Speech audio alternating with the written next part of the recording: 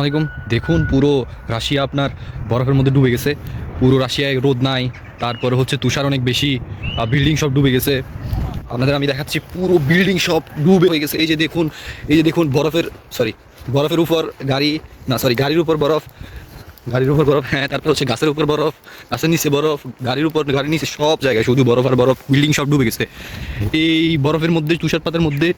পুরো সব জায়গায় বরফ আর বরফ। এই যে দেখুন পুরো সব ডুবে গেছে। এই যে দেখুন আমার হাঁটুর উপরে বরফ, এই যে আমার পায়ের নিচে, পায়ের উপরে বরফ, পায়ের নিচে বরফ, সব জায়গায় শুধু বরফ আর বরফ। সব ডুবে একদম ছারখার হয়ে গেছে। রাশিয়া শেষ, রাশিয়া শেষ হয়ে যাচ্ছে, একদম শেষ হয়ে যাচ্ছে। কি হবে রাশিয়ার?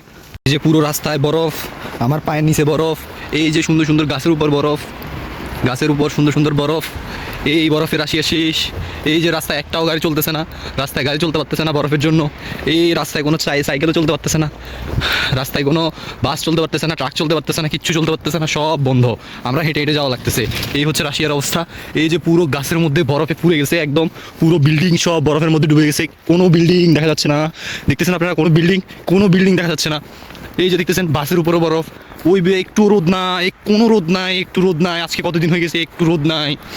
রাশিয়া শেষ হয়ে যাচ্ছে ভাই। রাশিয়া আইসেন না কেউ, রাশিয়া শেষ, পুরো রাশিয়া শেষ, একদম বরফের মধ্যে ডুবে, রোদের মধ্যে। রোদ তো নাই, নিয়ে রোদ কই পাবো? রোদের মধ্যে, রোদ বলতেছি আবার, বরফের মধ্যে ডুবে পুরো রাশিয়া শেষ, পুরো রাশিয়া শেষ। কি হবে রাশিয়ার?